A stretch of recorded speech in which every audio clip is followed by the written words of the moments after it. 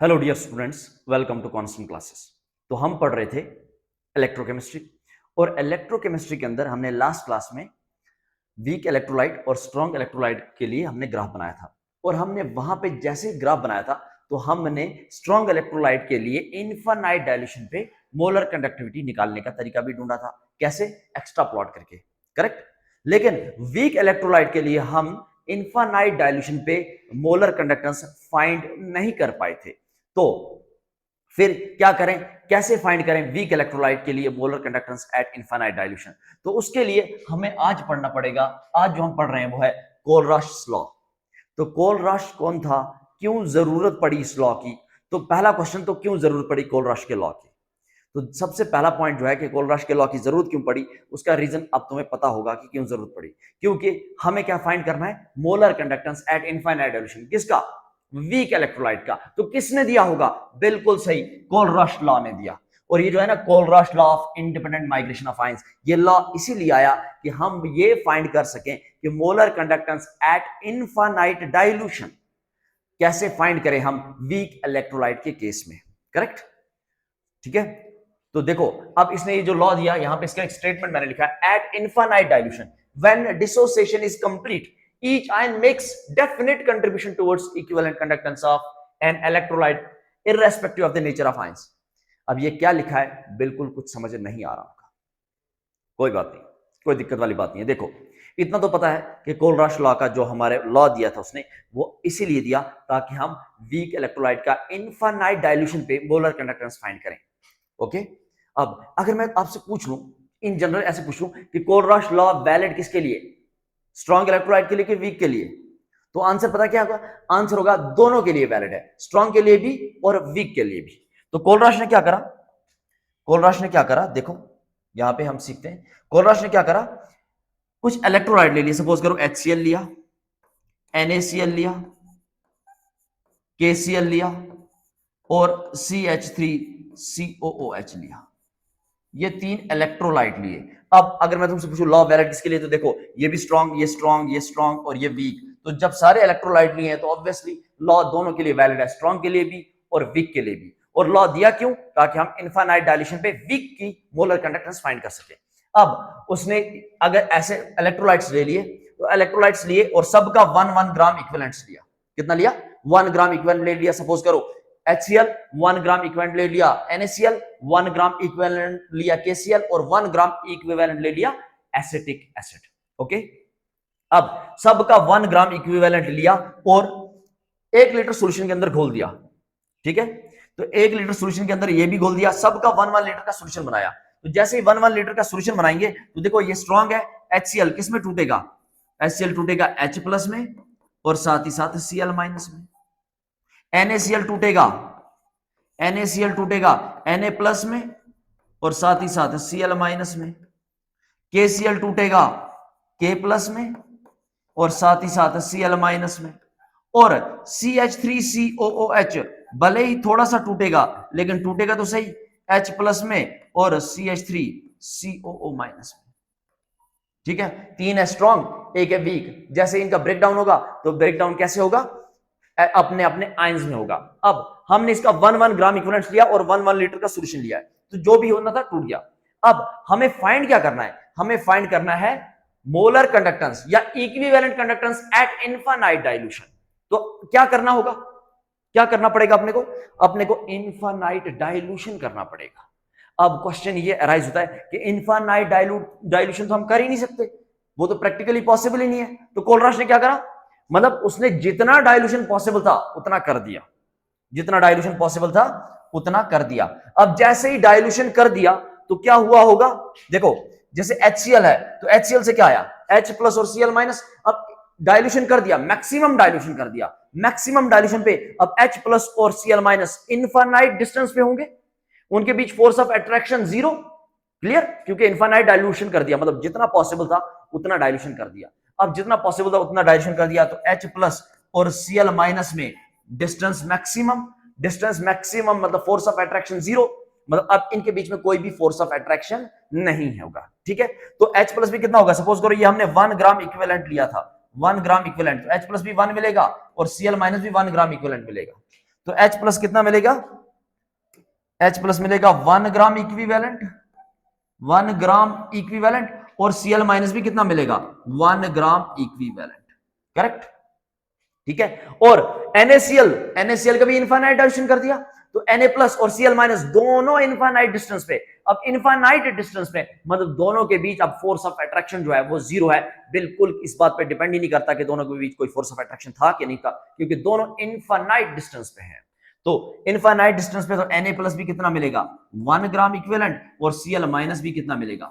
1 gram equivalent. यहां से भी KCl को भी इनफाइनाइट डाइल्यूशन कर दिया, तो जब KCl को भी अपन ने इनफाइनाइट डाइल्यूशन कर दिया तो इसका भी क्या होगा?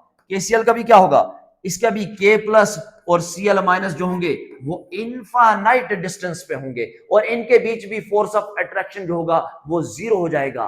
तो देखो अब जरा ध्यान से, अब देखो हर एक से Na प्लस भी 1 ग्राम इक्विवेलेंट मिला, और यहां से Cl माइनस कितना मिला था? 1 ग्राम इक्विवेलेंट, 1 ग्राम इक्विवेलेंट। यहां से भी Cl माइनस कितना मिला? 1 ग्राम इक्विवेलेंट, और K प्लस कितना मिला था? 1 ग्राम इक्विवेलेंट।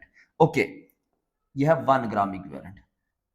ओके, अब देखो जरा, देखो अब इनफाइनाइट डाइल्यूशन कर दिया, ठीक है, और तीनों स्ट्रॉन्ग थे। इससे आया K प्लस Cl माइनस, इससे आया Na प्लस Cl माइनस, और इससे आया K प्लस Cl माइनस। और अब ये इनफाइनाइट डाइल्यूट है, इनफाइनाइट मतलब मैक्सिमम डिस्टेंस पे है, इनके बीच फोर्स ऑफ अट्रैक्शन बिल्कुल भी कुछ भी नहीं है, जीरो है फोर्स ऑफ अट्रैक्शन। अगर फोर्स ऑफ अट्रैक्शन जीरो है तो अगर मैं कंडक्टेंस इस Cl माइनस से निकालूं या इस Cl माइनस से निकालूं या इस Cl माइनस से निकालूं, क्या ही फर्क पड़ता है? तीनों से कंडक्टेंस बिल्कुल क्या आनी है? बराबर आनी है। मतलब ये अब इस बात पे डिपेंड ही नहीं करता कि ये Cl माइनस किसके साथ आया था, H प्लस के साथ था, Na के साथ था कि K के साथ था। क्यों? क्योंकि आ कितना रहा है? 1 ग्राम इक्विवेलेंट, और है कहां पे? इनफाइनाइट डाइल्यूशन पे। मतलब उनके बीच फोर्स ऑफ अट्रैक्शन बिल्कुल कुछ भी नहीं है, फोर्स ऑफ अट्रैक्शन एकदम जीरो है। अगर फोर्स ऑफ अट्रैक्शन एकदम जीरो है तो क्या ही फर्क पड़ता है Cl माइनस यहां से आए, यहां से आए, या फिर यहां से आए? इस बात पे बिल्कुल डिपेंड नहीं करता कि Cl माइनस कहां से आए या किसके साथ जुड़ा हुआ था। Cl माइनस किसके साथ जुड़ा हुआ था या कहां से आए, इस बात पे बिल्कुल डिपेंड नहीं करता। मतलब ये इंडिपेंडेंट मूव कर रहा है, इंडिपेंडेंट माइग्रेट कर रहा है। ये इसकी कंडक्टिविटी किसी भी Cl माइनस से निकालो सेम ही आनी। बात समझ आई? बात समझ आई? अगर ये बात समझ आ गई तो एक अगला पॉइंट भी बहुत अच्छे से समझ आएगा। सपोज करो हम बात करें HCl की और CH3COOH की, HCl की और CH3COOH की। तो देखो सपोज करो मैं बात कर रहा हूं HCl की, ये भी हमने लिया है 1 ग्राम इक्विवेलेंट, और दूसरे साइड में बात कर रहा हूं CH3COOH की, ये भी लिया हमने 1 ग्राम इक्विवेलेंट। और कोलराश ने क्या करा? दोनों को इनफाइनाइट डाइल्यूट कर दिया। प्रैक्टिकली पॉसिबल नहीं है, मतलब जितना पॉसिबल था उतना डाइल्यूशन कर दिया। अब जितना पॉसिबल था उतना डाइल्यूशन कर दिया, तो करने के बाद, डाइल्यूशन करने के बाद इसका H प्लस जनरेट होगा और यहां से जनरेट होगा Cl माइनस।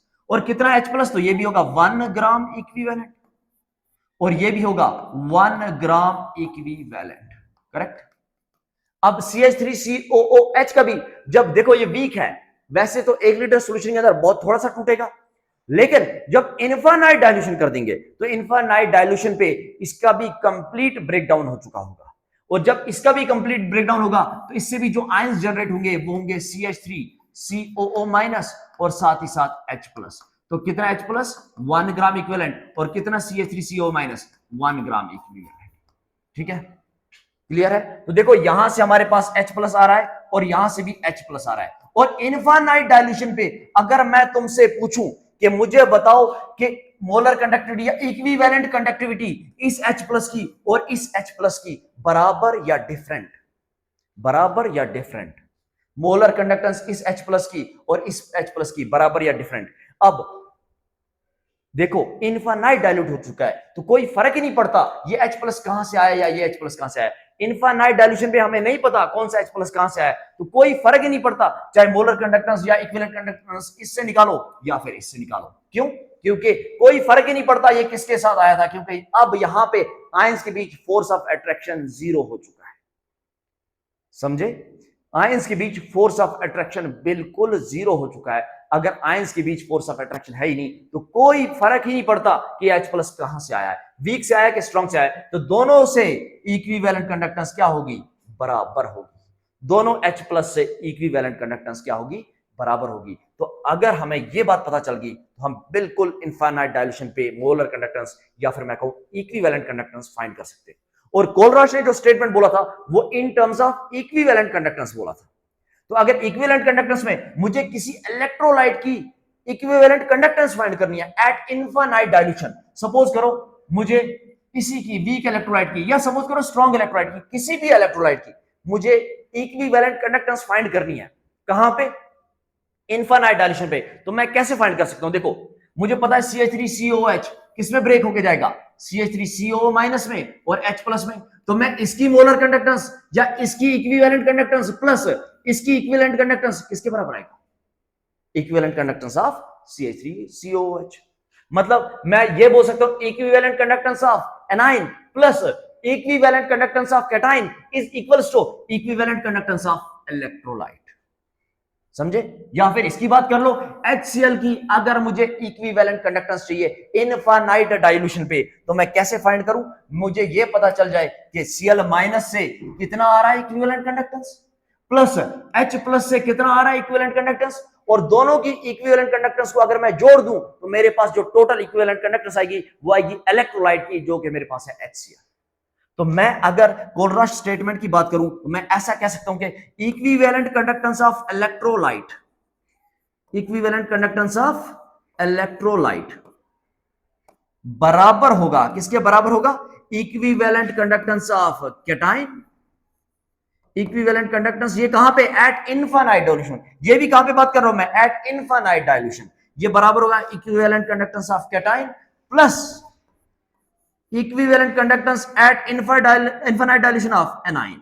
अगर दोनों को जोड़ दूं तो मेरे पास जो इक्विवेलेंट कंडक्टेंस आएगा वो आएगा किसका, जो भी हमारे पास इलेक्ट्रोलाइट होगा, वेदर वीक और स्ट्रॉन्ग, इस बात से बिल्कुल अब फर्क नहीं पड़ता। क्यों, क्योंकि हम इनफाइनाइट डाइल्यूट कर चुके हैं और इनफाइनाइट डाइल्यूशन पे आयंस किसके साथ है उस बात पे बिल्कुल फर्क नहीं पड़ता, बस हमें कैटाइन और एनाइन दोनों मिल जाएं, कैसे भी मिल जाए, उनको अगर हम जोड़ दें हमारे पास जो भी कंडक्टेंस आएगी वो इलेक्ट्रोलाइट की कंडक्टेंस कहलाएगी। क्लियर है बात, आई होप कि ये बात क्लियर होगी, ये बात बिल्कुल क्लियर होगी। अब देखो ये तो हमारे पास आया स्टेटमेंट कोलराश का, अब तुम स्टेटमेंट पढ़ सकते हो, अब तुम्हें बिल्कुल स्टेटमेंट समझ आ जाएगा। देखो कैसे, अब स्टेटमेंट पढ़ो एक बार जरा, क्या लिखा है, eight infinite dilution when dissociation is complete, correct, infinite dilution पे डिसोसिएशन क्या हो चुकी है, complete, each ion makes definite contribution, बिल्कुल हर एक आयन अपनी कंट्रीब्यूशन दे रहा है, डेफिनेट कंट्रीब्यूशन, हर एक आयन अपनी डेफिनेट कंट्रीब्यूशन दे रहा है टुवर्ड्स इक्विवेलेंट कंडक्टेंस, क्योंकि कोलराश ने इक्विवेलेंट के टर्म्स में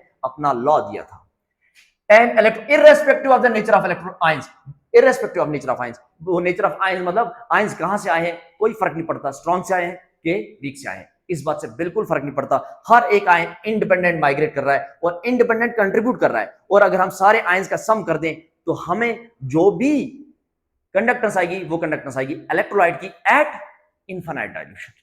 बात समझ आ चुकी होगी, अगर बात समझ आ चुकी है तो देखो कोलराश ने क्या बोला, कोलराश ने बोला अगर तुम्हें मोलर कंडक्टेंस या इक्विवेलेंट कंडक्टेंस निकालनी है तुम्हें इनफाइनाइट डाइल्यूशन पे किसी भी इलेक्ट्रोलाइट के लिए, तो तुम क्या करो, तुम क्या करो, तुम इक्विवेलेंट कंडक्टेंस फाइंड करो उसके कैटाइन की इनफाइनाइट डाइल्यूशन पे, प्लस जोड़ दो तुम उसमें इक्विवेलेंट कंडक्टेंस इनफाइनाइट डाइल्यूशन पे उसके एनाइन की, और अगर दोनों को जोड़ दोगे तो जो तुम्हारे पास कंडक्टेंस आएगी इनफाइनाइट डाइल्यूशन पे वो होगी इक्विवेलेंट कंडक्टेंस ऑफ इलेक्ट्रोलाइट। ये कोलराश ने स्टेटमेंट दिया, और इस स्टेट में पता है आयुपैक ने क्या करा, आयुपैक ने थोड़ा सा स्टेटमेंट को मॉडिफाई किया, उन्होंने कहा कि हम इस स्टेटमेंट को, आयुपैक ने इस स्टेटमेंट को लिखा in terms of molar conductivity, इसी स्टेटमेंट को in terms of molar conductivity लिखा। क्यों, क्योंकि कुछ कुछ जगह पे, सब जगह पे नहीं, बिल्कुल कुछ कुछ जगह पे ये स्टेटमेंट वैलिड नहीं बैठ रहा था, ठीक है, तो उन्होंने क्या करा, इसी स्टेटमेंट को मॉडिफाई करके लिख दिया, कौन सी टर्म्स में, मोलर कंडक्टेंस की टर्म्स में। और कैसे लिखा, देखो उन्होंने कहा कि अगर हम मोलर कंडक्टेंस की टर्म्स में लिखे एट इनफाइनाइट डायरेक्शन किसी भी इलेक्ट्रोलाइट के लिए, किसी भी इलेक्ट्रोलाइट के लिए, तो वो पता है बराबर किसके होगा, इलेक्ट्रोलाइट के लिए वो बराबर होगा m times molar conductivity eight infinite dilution of cation plus n times molar conductivity eight infinite dilution of anion. अब ये m और n क्या है? अब ये जो है ना इक्विवेलेंट कंडक्टिविटी, इसको चेंज कर दिया हमने मोलर कंडक्टिविटी में। ये आयुपैक ने करा ऐसा ताकि हर जगह वैलिड हो जाए, कहीं पे भी ये वैलिड, ऐसा ना हो कि ये कहीं पे वैलिड हो कहीं पे ना हो, हर जगह वैलिड हो जाए, इसलिए हमने इसको मोलर कंडक्टेंस की टर्म्स में लिखा। अब m और n क्या है? तो पता है m और n क्या है? m है moles of cation, moles of cation, moles of cation in 1 mole of electrolyte, in 1 mole of electrolyte, in 1 mole of electrolyte। तो फिर n क्या होगा? n क्या होगा? तो सिंपली n किसके लिए लिखा है? एनाइंस के लिए। तो n होगा moles of anion, moles of anion in 1 mole of electrolyte, in 1 mole of electrolyte, in 1 mole of electrolyte। बात समझ आ गई होगी, बात समझ आ गई होगी, बात समझ आ चुकी होगी, बात समझ आ चुकी होगी, ठीक है। तो हमने क्या करा, इक्विवेलेंट कंडक्टेंस जो था उसको कौन से फॉर्म में लिखा? मोलर कंडक्टेंस की फॉर्म में। अब अगर ऐसा लिख दिया तो सपोज करो, अब एग्जांपल से समझते हैं। सपोज करो ऐसा लिख दिया मैंने K2SO4, K2SO4। अब इसके लिए मुझे लिखना है मोलर कंडक्टेंस की फॉर्म्स में। तो कैसे लिखूं मैं? देखो K2SO4 ब्रेक होके इसमें जाएगा twice K plus SO4 2 minus. तो मैं कैसे लिखूं इसके लिए? देखो जरा ध्यान से, देखो ध्यान से देखो। मैं ऐसा लिख सकता हूं कि मोलर कंडक्टेंस, मैं मोलर कंडक्टेंस की टर्म्स में लिख रहा हूं। Molar conductance at infinite dilution of electrolyte जो कि है K2SO4, ये किसके बराबर होगा? ये किसके बराबर होगा? Cation plus A9. लेकिन कैटाइन कितने हैं? m टाइम्स कैटाइन और n टाइम्स एनाइन। तो मैं ऐसा लिखूं, m बोले तो m का वैल्यू कितना है यहाँ पे 2, और n का वैल्यू कुछ नहीं है तो क्या है? देखो m का वैल्यू है 2 और n का वैल्यू यहाँ पे स्टोइचियोमेट्री कुछ नहीं है तो 1 है। तो मैं ऐसा लिखूंगा 2 into molar conductance at infinite dilution of K plus जो कि कैटाइन है, plus 1 into molar conductance at infinite dilution of SO4 2 minus. बस इतना सा मतलब है इस स्टेटमेंट का, इतना सा मतलब है इस स्टेटमेंट का। एक और स्टेटमेंट से समझ लेते हैं, अगर समझ नहीं आया ऐसे लिखते हैं अपन Al2SO4, Al2SO4 थ्राइस, ऐसे कर देते हैं। बताओ जरा क्या होगा? तो इसको ब्रेक करो, twice Al3 plus 3 times SO4 2 minus, यही होगा ना। अब जरा लिखें इसके लिए, क्या लिख सकते हैं अपन क्या लिख सकते हैं इसके लिए? Molar conductance of Al2SO4 whole thrice at infinite dilution बराबर होगा कितने टाइम्स कैटाइन? 2 टाइम्स। तो ऐसे लिखा 2 times molar conductance at infinite dilution of Al3 plus देखो ये कितने टाइम्स हैं? 3 times molar conductance at infinite dilution of SO4 2 minus. अब इन दोनों को जोड़ दूंगा, जो भी मेरे पास कंडक्टेंस आएगी, इसका भी कुछ वैल्यू तुम्हें पता होगा, इसका भी कुछ वैल्यू पता होगा, दोनों को जोड़ो तो तुम्हारे पास जो फाइनल आएगा वो कहलाएगा molar conductance at infinite dilution of Al2SO4 whole thrice. Clear है बात? बात क्लियर है? बात क्लियर है। अब देखो हमें क्या करना है, जब कभी भी पेपर में क्वेश्चन आ जाए तो हमें हमेशा लेके चलना होगा in terms of molar conductance. अगर हमारे पास एक बार मोलर कंडक्टेंस आ गया तो हमें रिलेशन पता है between molar conductance and equivalent conductance. Relation पता है क्या? रिलेशन पता है, हमें यह पता है कि मोलर कंडक्टेंस बराबर होता है equivalent conductance into n factor. Molar conductance बराबर होता है equivalent conductance into n factor. तो मैं ऐसा भी बोल सकता हूं ना, molar conductance at infinite dilution बराबर होगा equivalent conductance at infinite dilution into n factor. Correct? तो अगर हमने मोलर कंडक्टेंस फाइंड कर लिया, इक्विवेलेंट कंडक्टेंस पूछा है, तो इक्विवेलेंट कंडक्टेंस किसके बराबर हो जाएगा? ये बराबर होगा molar conductance at infinite dilution upon में n फैक्टर, या फिर जिसको मैं बोलता हूं वैलेंसी फैक्टर। देखो हमारे पास रिलेशन है, हमने अगर मोलर कंडक्टेंस फाइंड कर लिया तो हमारे पास अपने आप इक्विवेलेंट कंडक्टेंस भी आ जाएगा, हमारे पास अपने आप इक्विवेलेंट कंडक्टेंस भी आ जाएगा।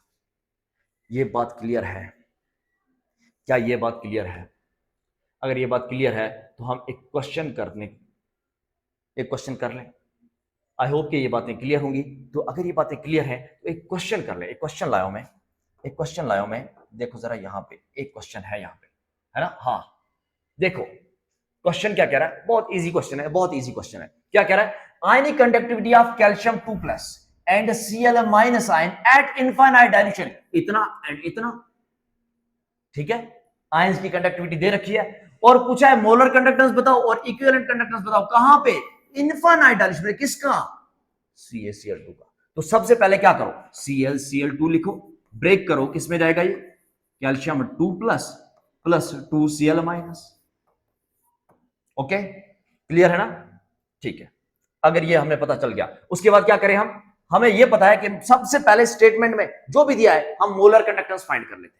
सबसे पहला हमारा काम है मोलर कंडक्टेंस फाइंड कर लो। तो molar conductance of CaCl2, molar conductance of CaCl2 eight infinite dilution किसके बराबर हो जाएगा, m times molar conductance of cation. m बोले तो कितना इसका 1 into molar conductance, 1 into molar conductance of 1 into molar conductance of calcium 2+ eight infinite dilution plus n times A9, n बोले तो 2 into molar conductance of Cl- eight infinite dilution.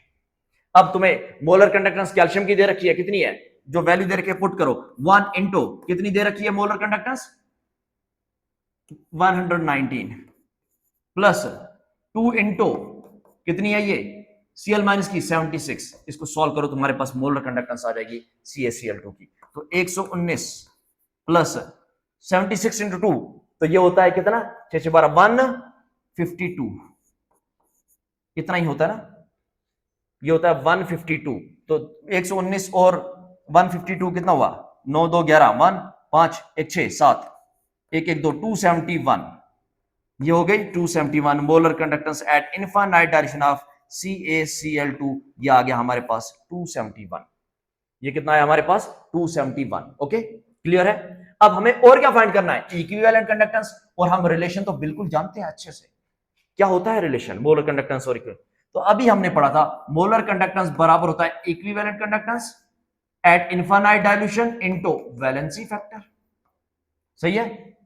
Okay, तो equivalent conductance किसके बराबर होगा, molar conductance at infinite dilution upon में valency factor, और CaCl2 का valency factor, तो देखो total number of positive charge या फिर total number of negative charge. Positive charge कितने इस पे 2, तो नेगेटिव चार्ज भी कितने हैं 2, तो वैलेंसी फैक्टर भी कितना होगा 2। तो मोलर कंडक्टेंस कितना आया 271 डिवाइड बाय 2, ये कितना आएगा, ये तुम्हारा आंसर हो जाएगा इक्विवेलेंट कंडक्टेंस का। ये तुम्हारा आंसर हो जाएगा equivalent conductance at infinite dilution. ये तुम्हारा आंसर हो जाएगा equivalent conductance at infinite dilution. कितना हो जाएगा 271, ये हो जाएगा 135.5, कुछ ऐसे हो जाएगा। ठीक है, आई होप कि ये क्लियर होगा। बहुत आसान सा मेथड है, कुछ भी टफ नहीं है, बहुत इजी मेथड है, बहुत इजी मेथड है। कुछ नहीं करना, जो भी आयंस दिए आयंस का पहले तो मोलर कंडक्टेंस निकाल लो। कैसे निकालोगे, m times cation plus n times A9. एक बार m टाइम्स केटाइन और n टाइम्स एनाइन आके तुम्हारे पास आ जाएगी मोलर कंडक्टिविटी। एक बार मोलर कंडक्टिविटी आ गई तो फिर इक्विवेलेंट कंडक्टिविटी में क्या ही दिक्कत है। Okay okay, done done. I hope ये बहुत अच्छे से समझ आ गया, और कोलराश लॉ क्या होता है ये भी बहुत अच्छे से समझ आ चुका होगा। ठीक है, ये भी बहुत अच्छे से समझ आ चुका होगा। अब बात करेंगे थोड़ी सी बात करेंगे अपन application of Kohlrausch law. Application of Kohlrausch law, application. अब हम बात कर रहे हैं इसकी एप्लीकेशन की। अब हम बात कर रहे हैं इसकी एप्लीकेशंस की। एप्लीकेशंस किसकी, एप्लीकेशन कोलराश लॉ की एप्लीकेशंस की, applications of Kohlrausch law, applications of Kohlrausch law. तो सबसे पहली एप्लीकेशन क्या बोल रही है, सबसे पहली एप्लीकेशन जो हमें कोलराश लॉ ने बताया वो बोला कि to determine molar conductance and equivalent conductance at infinite dilution for weak electrolyte, specially उसी के लिए बात करेंगे। ठीक है, क्या बोला, टू डिटरमाइन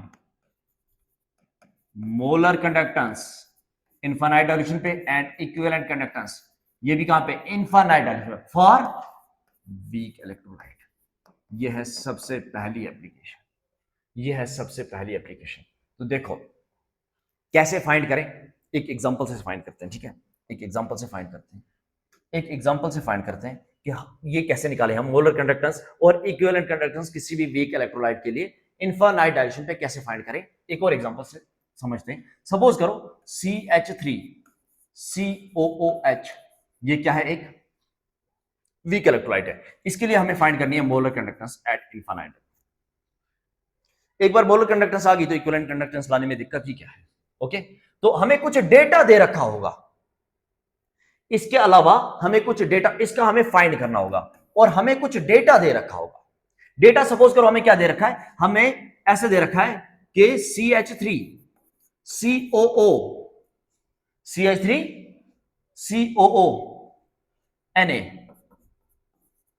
इसका दे रखा है सपोज करो x वैल्यू कुछ दे रखा है। दूसरा हमें देखा ये मोलर कंडक्टेंस दे रखी है इसकी इनफाइनाइट डायल्यूशन पे, और दूसरा हमें molar conductance at infinite dilution दे रखा है HCl का, जो कि दे रखा है y, और तीसरा हमें molar conductance at infinite dilution दे रखा है NaOH का, NaOH का नहीं, NaOH नहीं लेते, NaCl का दे रखा है, NaCl का जो दे रखा है Z। ये हमें डेटा दे रखा है और हमें बोला गया है कि तुम मोलर कंडक्टेंस फाइंड करो किसका, CH3COOH का। तो देखो हर एक का मोलर कंडक्टेंस कहां पे दे रखा है, इनफाइनाइट डायल्यूशन पे। अब मुझे एक बात बताओ, देखो ये भी स्ट्रांग है, ये भी स्ट्रांग है, ये भी स्ट्रांग है, तीन स्ट्रांग है और वीक का पूछा हुआ है, तो कैसे फाइंड करें।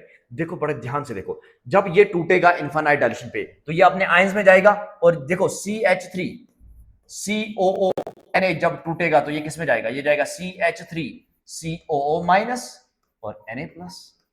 ठीक है, ये जब HCl टूटेगा तो ये किस में जाएगा, इनफाइनाइट डायल्यूशन पे, बात कर रहा हूं मैं इनफाइनाइट डायल्यूशन पे, ये जाएगा H प्लस और साथ ही साथ Cl माइनस।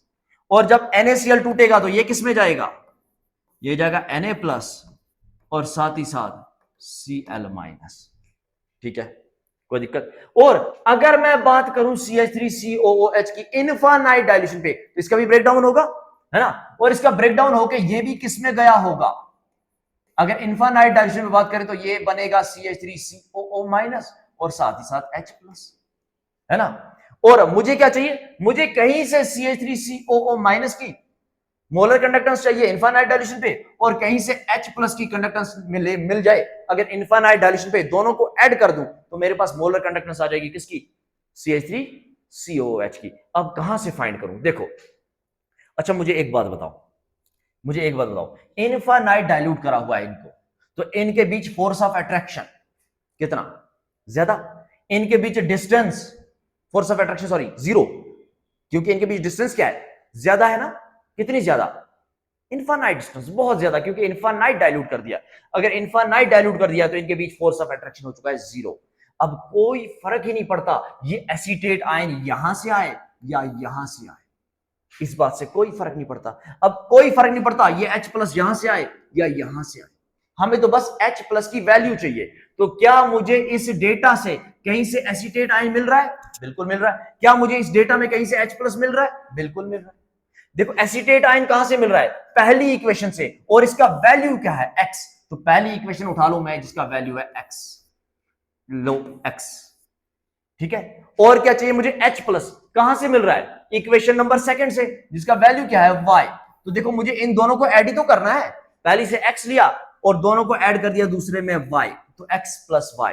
अब जब मैं दो इक्वेशन को ऐड किया तो यहां पे कुछ एक्स्ट्रा चीजें भी आ गई। देखो क्या एक्स्ट्रा आ गया, एक Na भी ऐड हो गया और Cl भी ऐड हो गया, Na प्लस और Cl माइनस भी ऐड हो गया। अब इनको हटाना है तो इनको कहां से हटाऊं, कोई ऐसी इक्वेशन जहां पे Na और Cl हो। तो देखो इक्वेशन थर्ड में Na और Cl है और इसका वैल्यू है Z, तो इसको क्या कर दूं मैं, माइनस कर दूं, तो मेरे पास ये आ गई, हमारे पास क्या आ गई, ये molar conductance of CH3COOH eight infinite dilution. बात समझ आ चुकी होगी। बहुत जबरदस्त कॉन्सेप्ट है ये, बहुत जबरदस्त कॉन्सेप्ट है, इस पे क्वेश्चन पूछे जाते हैं। ये बहुत ही बढ़िया कॉन्सेप्ट है और इस पे क्वेश्चन पूछे जाते हैं, इस पे क्वेश्चन पूछे जाते हैं। और आई होप कि ये बात समझ आ चुकी होगी। क्या करना है अपने को, कुछ भी नहीं करना। देखो यहाँ पे कुछ नहीं करना, कहीं से हमें एसीटेट मिल जाए, क्योंकि हमें चाहिए क्या, CH3COH की इनफाइनाइट डायल्यूशन पे, तो CH3COH ब्रेक होके CH3CO माइनस और H प्लस, करेक्ट। तो हमें कहीं से इस डेटा से CH3CO माइनस और H प्लस चाहिए, तो कहां से मिल रहा है, इक्वेशन 1 से मिल रहा है CH3CO माइनस, दूसरे से मिला H प्लस, दोनों को ऐड करो तो कुछ एक्स्ट्रा आ गया, जो एक्स्ट्रा आ गया उसको सब्ट्रैक्ट करो। देखो x plus Y minus Z, X plus Y minus Z. अब इसको हम एक एग्जाम्पल से समझते हैं, एक एग्जाम्पल से समझते हैं, एक एग्जाम्पल से समझते हैं इसको। ओके ये देखो एक बहुत बढ़िया एग्जाम्पल है। देखो यहाँ एक एग्जाम्पल है, मैं तुम्हारे सामने एक एग्जाम्पल लिखी है कि हमें इसका चाहिए इनफाइनाइट डायल्यूशन पे मोलर कंडक्टेंस। मोलर कंडक्टेंस इसका चाहिए हमें इनफाइनाइट डायल्यूशन पे, और मोलर कंडक्टेंस हमें दे रखा है BaOH वोल्ट वाइज का, BaCl2 का और NH4Cl का। हमें चाहिए क्या, NH4OH चाहिए। क्या चाहिए हमें, NH4OH। तो देखो अगर मैं NH4OH को ब्रेक करूं इनफाइनाइट डायल्यूशन पे तो ये अपने आयंस में ब्रेक हो जाएगा NH4 प्लस और OH माइनस। तो मुझे इन डेटा से कहीं से एक, देखो कितने NH4 ये भी जरूरी है, एक NH4 चाहिए और एक OH माइनस चाहिए। तो इस डेटा से कहीं से एक NH4 प्लस मिल जाए और एक OH माइनस मिल जाए। ये 1 ये 10 मत समझ लेना इसको, ठीक है। OH माइनस आयन है और एक है, यह है OH माइनस आयन, और ये भी कितना है, ये भी 1 है, 1 ये 1 लिखा है, ठीक है। ओके ओके अब कहां से मिलेगा मुझे NH4 प्लस, क्या लगता है, इक्वेशन x से, y से कि z से। देखो NH4Cl, यहां पे क्या लिखा है NH4Cl, जब इसको ब्रेक करोगे तो ये जाएगा NH4 प्लस और Cl माइनस। तो इक्वेशन 1 से तो मुझे मिल गया एक NH4 प्लस और चाहिए भी एक, और इसका वैल्यू क्या है Z। देखो ऐसे लिख दूं मैं, Z लिख दूं, या फिर मैं ऐसे लिख दूं, देखो इसका दूसरे मेथड से सॉल्व करना सीखते हैं अपन। मैं ऐसे लिख दूं, यहां से मुझे चाहिए इक्वेशन 1, एक तो मुझे ये इक्वेशन थर्ड चाहिए। कौन सी इक्वेशन चाहिए, थर्ड। तो थर्ड इक्वेशन को लिखो, थर्ड इक्वेशन क्या है, NH4 plus plus Cl minus. Okay, और कौन से चाहिए मुझे, और चाहिए मुझे OH माइनस। कहां से मिलेगा, OH माइनस, कहां से मिलेगा, कोई इक्वेशन दिख रही है, बिल्कुल सही, इक्वेशन नंबर 1। लेकिन मुझे कितने OH माइनस चाहिए, एक, यहां पे कितने, 2। तो क्या करूं, मुझे एक चाहिए है 2, तो डिवाइड बाय 2 कर दूं, एक ही हो जाएगा। 2 डिवाइड बाय 2 1, इसको डिवाइड बाय 2 करो, इसको ऐड करो, लेकिन ऐसे ऐड करो कि हाफ कर दो। तो जब मैं इसको हाफ करूंगा तो BA का भी हाफ होगा और OH का भी हाफ होगा। तो मैं ऐसे लिखूं BA 2 plus divide by 2 plus OH minus 2 थे तो इसको भी डिवाइड बाय 2, ठीक है, करेक्ट। अब आ गया मेरे पास क्या क्या आ गया, देखो ध्यान से, एक NH4 प्लस आ गया और एक OH माइनस आ गया। लेकिन इसके चक्कर में कुछ एक्स्ट्रा आ गया। क्या एक्स्ट्रा आया, एक तो Cl माइनस एक्स्ट्रा आ गया और 1/2 हाफ BA2 प्लस एक्स्ट्रा आ गया। अब इसको सब्ट्रैक्ट करो, कहां से सब्ट्रैक्ट होता हुआ दिख रहा है, देखो इस वाली इक्वेशन में एक तो मेरे पास BA है एक्स्ट्रा और Cl एक्स्ट्रा, दोनों इसी इक्वेशन में। तो इसको माइनस करना पड़ेगा, माइनस करना पड़ेगा। कितना BA, आधा, यहां पे कितना है, एक, इसको भी डिवाइड बाय 2 करो, minus BA2 plus divide by 2, और क्या माइनस करना मुझे, Cl कितना, एक, यहां पे भी एक है, यहां पे 2 है, तो इसको भी डिवाइड बाय 2, तो Cl minus 2Cl minus divide by 2। यह आ गया तुम्हारे पास फाइनल डेटा। अब देखो क्या कैंसिल आउट हुए, देखो क्या क्या कैंसिल हुआ, देखो जरा क्या क्या कैंसिल हुआ, Cl माइनस से, अरे देखो क्या क्या कैंसिल हुआ, Cl माइनस से, देखो 1 Cl minus 1, half BA2 plus से हाफ BA2 प्लस, तो बचा क्या तुम्हारा NH4 और OH। दैट्स इट, आ गया आंसर। अब जो जो तुमने इक्वेशन के साथ किया वही वैल्यू के साथ भी करो, जो तुम लोगों ने इक्वेशन के साथ किया वही वैल्यू के साथ करो। तो पहली इक्वेशन एज इट इज उठाई तो ये हो गया Z प्लस, दूसरी इक्वेशन में डिवाइड बाय 2 किया, कौन सी, BA ये वाली, इस इक्वेशन में डिवाइड बाय 2 तो प्लस x/2, माइनस इस इक्वेशन को भी तुमने डिवाइड बाय 2 किया तो इसका भी क्या करो, माइनस y/2। ये तुम्हारा हो गया molar conductance of NH4OH eight infinite dilution.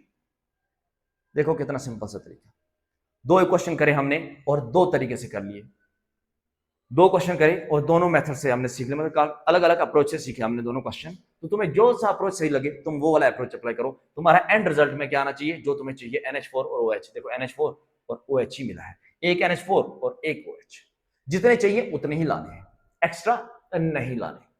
बात समझ आ गई होगी, आई होप बात समझ आ गई होगी, ठीक है। बहुत आसान से क्वेश्चन है। टू डिटरमाइन, हमने क्या सीखा, to determine molar conductance and equivalent conductance for weak electrolyte at infinite dilution. I hope कि ये चीज समझ आती होगी। अगर समझ आ रही है ना तो कमेंट जरूर किया करो कि अच्छा लग रहा है, नहीं लग रहा, सीरीज कंटिन्यू रखनी चाहिए कि डिसकंटिन्यू करनी चाहिए, ठीक है। तो तुम्हारी सजेशंस जो होती है ना बहुत इंपॉर्टेंट होती है, तो अपनी सजेशंस जरूर दिया करो कि कंटेंट कैसा लग रहा है, कंटेंट में सुधार है, काफी अच्छा कंटेंट है, कि बहुत बेहतर है, कि बेहतर से भी बेहतर है, क्या है बता दिया करो, ठीक है। जैसा तुम लोगों का सजेशन होगा वैसे तुम्हारे सामने और कंटेंट आता जाएगा। तो क्या किया करो, एक छोटा मोटा कमेंट तो जरूर कर दिया करो और लाइक भी कर दिया करो, ना उससे कॉन्फिडेंस मिलता है, अगली बार वीडियो बनाने के लिए मोटिवेशन मिलता है। ओके ठीक है ना, बाकी तुम लोग समझदार तो हो ही। तो हम क्या करते हैं, हम बातें ना करके आगे बढ़ते हैं, ठीक है ना। हम आगे बढ़ते हैं, हम सेकंड एप्लीकेशन की बात करते हैं। सेकंड एप्लीकेशन क्या है कोलराश लॉ की, कि टू डिटरमाइन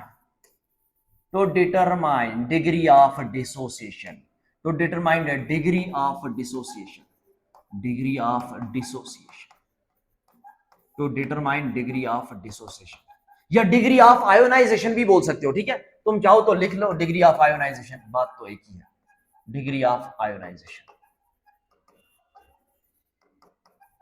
अब डिग्री ऑफ डिसोसिएशन को कहीं और पढ़ रखा है क्या, कहीं तो पढ़ रखा होगा, है ना। क्लास 12th में ये लेक्चर चल रहा है क्लास 12th वालों के लिए, या फिर नीट के लिए या जेई के लिए, तो ऑब्वियस सी बात है तुम लोगों ने ये पहले भी कहीं पढ़ रखा है। डिटरमाइन पहले भी कहीं पढ़ रखा है, कहां पढ़ रखा है, कहां पढ़ रखा है, यानी आइडिया।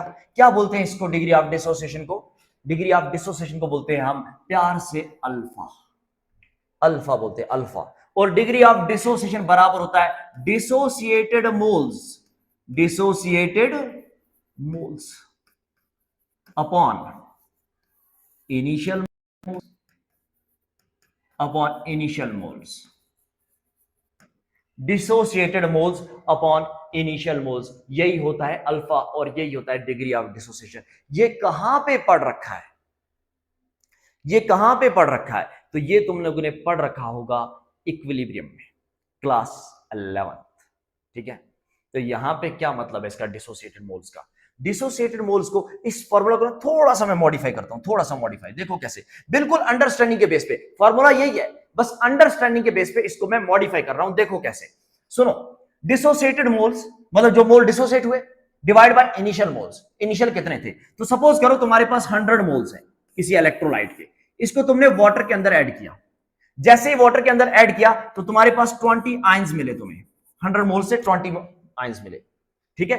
तो डिसोसिएट कितने हुए, वाटर के अंदर जाते ही 20 आयंस डिसोसिएट हो गए, मतलब घुल गए, तो मैं क्या बोलूं अल्फा क्या हुआ, अल्फा किसके बराबर होगा, 20 डिसोसिएट हुए, इनिशियल कितने थे 100, है ना, डिसोसिएट मोल्स, और परसेंटेज में करना है तो इनटू कर देते हैं अपन 100, अगर परसेंटेज में करना है तो क्या हुआ dissociated moles upon initial moles. तो क्या मैं इसको ऐसा लिख दूं, moles obtained divide by total moles, अरे टोटल कितने हैं 100, या इनिशियल जितने हैं वही तो टोटल होंगे, और टोटल में से जो डिसोसिएट हुए वही तो ऑब्टेन हुए। तो देखो इस फॉर्मूला को मैं अंडरस्टैंडिंग के बेस पे कैसे लिख रहा हूं, मैं इसको ऐसे लिख दूं कि moles obtained, moles obtained divide by total moles, total moles लिख सकता हूं ना, इसमें कोई दिक्कत नहीं होनी चाहिए, बिल्कुल लिख सकते हैं, बिल्कुल क्लियर कर लिख सकते हैं, यही फॉर्मूला ऐसे लिख दिया है और कुछ भी नहीं करा हमने। ओके अच्छा मुझे एक बात बताओ, अगर आयंस मिलेंगे ज्यादा, मोल्स ऑब्टेन्ड बोले तो अगर आयंस मिलेंगे ज्यादा, तो मैंने तुम्हें पहले ही बोला था कि नंबर ऑफ आयंस जो है वो एक प्राइम फैक्टर है, अगर आयंस होंगे ज्यादा तो फ्लो होगा ज्यादा, जिसके कारण मोबिलिटी होगी ज्यादा, जिसके कारण कंडक्टेंस होगी ज्यादा, तो अगर कंडक्टेंस होगी ज्यादा तो मोलर कंडक्टेंस भी होगी, बिल्कुल सही ज्यादा, तो अगर आयंस होंगे ज्यादा तो मोलर कंडक्टेंस भी होगी ज्यादा, अगर आयंस होंगे कम तो मोलर कंडक्टेंस भी होंगे कम। तो मैं ये कह सकता हूं moles obtained is directly proportional to molar conductance, अरे मैं कह सकता हूं ना मोलर कंडक्टेंस और divide by total moles, total moles कब मिलेंगे, जब हम इनफाइनाइट डाइल्यूट कर देंगे, हो सकता अल्फा है ना, अल्फा किसके लिए रिप्रेजेंट होता है, वीक के लिए, जो कम टूटेगा, तो टोटल आयंस हमें कब मिलेंगे, जब हम इनफाइनाइट डाइल्यूट कर देंगे, ठीक है। तो मैं ऐसा लिख सकता हूं क्या कि molar conductance divide by molar conductance, ये कब मैं डिफाइन कर रहा हूं मोलर कंडक्टेंस, ये मोलर कंडक्टेंस मैं कब डिफाइन कर रहा हूं, देखो देखो मैं इसको दोबारा लिखता हूं, देखो मैं इसको दोबारा लिखता हूं, देखो मैं इसको ऐसा बोल सकता हूँ ना, देखो मोल्स ऑब्टेन्ड, अगर मोल्स ज्यादा तो मोलर कंडक्टेंस ज्यादा, मोल्स कम तो मोलर कंडक्टेंस कम। तो मैं मोल्स ऑब्टेन्ड को ये लिख सकता हूं क्या कि molar conductance at particular concentration, molar conductance at particular concentration, at particular concentration divide by total moles, total moles जो ऑब्टेन होंगे, टोटल मोल्स कब ऑब्टेन होंगे, एट इनफाइनाइट डाइल्यूशन। तो मैं ऐसा बोल सकता हूं कि मोलर और डिवाइड बाय मैं ऐसा बोल सकता हूं molar conductance at infinite dilution, molar conductance at infinite dilution. देखो इसी फॉर्मूला को हमने कैसे चेंज कर दिया, देखो इसी फॉर्मूला को कैसे चेंज कर दिया। देखो क्या था हमारे पास, डिसोसिएटेड मोल्स अपॉन में इनिशियल मोल्स। अब डिसोसिएटेड मोल्स को मैंने क्या लिखा, मोल्स ऑब्टेन्ड, डिसोसिएटेड वही हुआ ना जो ऑब्टेन होगा, डिवाइड बाय टोटल मोल्स जो भी होंगे, ठीक है। अब मोल्स ऑब्टेन्ड किसके प्रोपोर्शन होंगे, मोलर कंडक्टेंस के, कब, किसी पर्टिकुलर कंसंट्रेशन में ना, 20 आयन है, 10 आयन है, 50 आयन है, किसी particular concentration, divide by total moles, total moles up to कब होंगे, जब इनफाइनाइट डाइल्यूट कर देंगे। तो इनफाइनाइट डाइल्यूशन पे अगर टोटल मोल्स ऑब्टेन होंगे तो वहां पे जो भी कंडक्टेंस आएगी उस कंडक्टेंस को क्या बोला जाएगा, molar conductance at infinite dilution. अगर ऐसा है तो देखो अब अल्फा का फॉर्मूला क्या आ गया चेंज हो गया, देखो अल्फा का फॉर्मूला क्या आ गया चेंज हो गया। तो अल्फा को मैं बोल सकता हूं molar conductance at particular concentration, ठीक है, molar conductance at particular concentration divide by molar conductance at infinite dilution. देखो एक और हमारे पास आ गया, ये भी कोलरश लॉ की एप्लीकेशन है। देखो अल्फा हमने कितनी जगह पे पढ़ा लिया है ना, तो कहां कहां अल्फा पढ़ा, अल्फा हमने इक्विलिब्रियम में भी पढ़ रखा है, अल्फा तुम लोगों ने सॉल्यूशन में भी पढ़ रखा होगा, और अल्फा तुम लोगों ने यहां भी पढ़ लिया। तो कोई ऐसा अगर सोच रहा है कि इलेक्ट्रोकेमिस्ट्री अगर छोड़ दे तो ज्यादा इफेक्ट तो नहीं होगा, एक चैप्टर छूट जाएगा, तो बिल्कुल भी नहीं। अगर तुम लोग इलेक्ट्रोकेमिस्ट्री छोड़ रहे हो तो तुम इनडायरेक्टली पूरी फिजिकल केमिस्ट्री छोड़ रहे हो, है ना। अब देखो एग्जामिनर का तो भरोसा नहीं, क्योंकि एग्जामिनर जो होता है बहुत चालाक होता है, वो क्या करेगा ना, वो घुसेगा इक्विलिब्रियम से और निकलेगा इलेक्ट्रो से, या फिर वो घुसेगा सॉल्यूशन से निकलेगा इलेक्ट्रो से, या फिर वो घुसेगा थर्मो से निकलेगा इलेक्ट्रो से। एग्जामिनर का कोई भरोसा नहीं। तो अगर तुम एक चैप्टर छोड़ रहे हो तो इनडायरेक्टली तुम 3 से 4 चैप्टर छोड़ रहे हो। तो ऐसा बिल्कुल मत सोचना कि हम इलेक्ट्रोकेमिस्ट्री छोड़ दें, बिल्कुल भी छोड़ने वाली बात नहीं है, क्योंकि बहुत आसान है और बहुत मजेदार है। देखो कुछ नहीं किया, एट द एंड हम अपने फॉर्मूला पे आए, इसी फॉर्मूला से, इसी फॉर्मूला को मॉडिफाई करके हम यहां तक पहुंचे, ठीक है, क्लियर है। एक और एप्लीकेशन की बात करें, ये हो गया degree of dissociation, degree of ionisation भी तो बात कर सकते हैं। तो determine degree of ionisation, to determine degree of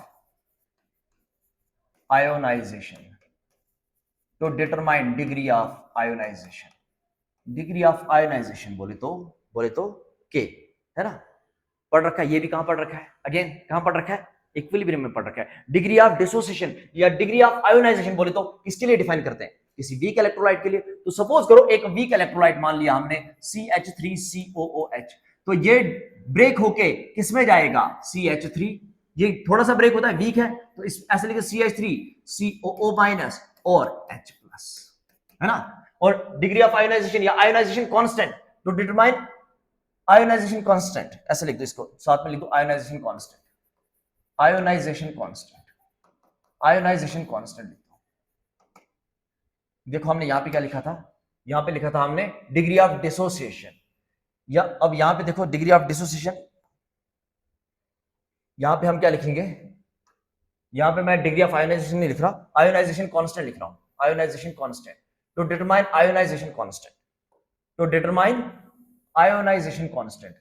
ionisation constant बोले तो के इक्विलिब्रियम, आयोनाइजेशन कांस्टेंट बोले तो के इक्विलिब्रियम जो तुमने पढ़ रखा था वीक इलेक्ट्रोलाइट्स के केस में, वही यहां पे डिटरमाइन करना है। देखो अगर के की बात करूं मैं, वीक एसिड के लिए हम के लिख रहे थे ना, वीक एसिड के लिए आयोनाइजेशन कांस्टेंट क्या होगा के, और वीक बेस के लिए क्या लिखते हैं अपन, के बी। तो देखो यहां पे अगर तुम्हें फॉर्मूला याद होगा के का, तो हमने एक फॉर्मूला लिखा होगा, क्या था, होता था C∝² अपॉन में 1 माइनस अल्फा, किया था, कैसे किया था, बस वही चेक कर रहे हैं। देखो अगर इसकी इनिशियल कंसंट्रेशन अपन C मान ले तो ये कुछ नहीं, एट सम टाइम C में से कितना टूटेगा, C अल्फा, ये कितना बनेगा C अल्फा, और ये कितना बनेगा C अल्फा। अब ionisation constant Ka K A बराबर होगा प्रोडक्ट डिवाइड बाय रिएक्टेंट। तो प्रोडक्ट में क्या हो गया C alpha into C alpha, अरे प्रोडक्ट में यही तो है, प्रोडक्ट में क्या है CH3CO माइनस। अगर मैं इसको लिखूं प्रोडक्ट में अच्छे से, तो प्रोडक्ट में होगा तुम्हारे पास CH3COO माइनस और साथ ही H plus divide by CH3COOH, CH3COOH। अब बस इनके वैल्यूज पुट करो, तो मुझे बताओ CH3COH की जगह क्या लिखूं मैं सी अल्फा, H प्लस की जगह भी क्या लिखूं मैं C alpha, divide by CH3CO की जगह क्या लिखूं मैं C minus C alpha. Correct है? ओके, तो इसको मैं ऐसे लिख सकता हूं, फिर इसको मैं सी स्क्वायर अल्फा स्क्वायर अपॉन में सी को कॉमन ले लूं, यहां बचेगा 1 माइनस अल्फा, तो सी से सी खत्म हो गया। तो मुझे बताओ के ए क्या दिख रहा है तुम्हें अब यहां पे, के ए देखो सी अल्फा स्क्वायर अपॉन में 1 माइनस अल्फा, देखो मैंने पहले ही बोला था, इसी को बोलेंगे हम ionisation constant, C alpha square upon में 1 माइनस अल्फा। और मजेदार बात, जो अल्फा होता है ये much much much less than 1 होता है, अल्फा लेस देन 5% होता है। और अगर अल्फा लेस देन 5% है तो अल्फा को मैं क्या बोलूंगा, नेग्लेक्ट कर सकता हूं।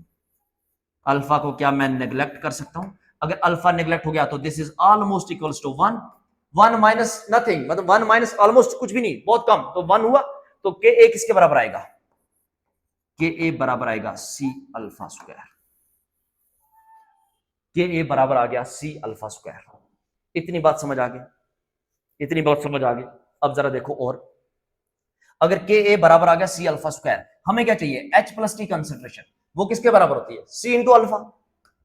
हमें चाहिए H प्लस की कंसेंट्रेशन, वो बराबर थी सी अल्फा, और के ए बराबर आया सी अल्फा स्क्वायर। कहीं से अल्फा निकाल ले, अल्फा कैसे निकाले, तो देखो सी अल्फा स्क्वायर बराबर होगा के ए के, तो अल्फा किसके बराबर होगा, अल्फा बराबर होगा, अल्फा स्क्वायर बराबर होगा के ए बाई सी, तो अल्फा बराबर हो जाएगा अंडर रूट ऑफ के ए बाई सी। कोई दिक्कत है क्या इसमें?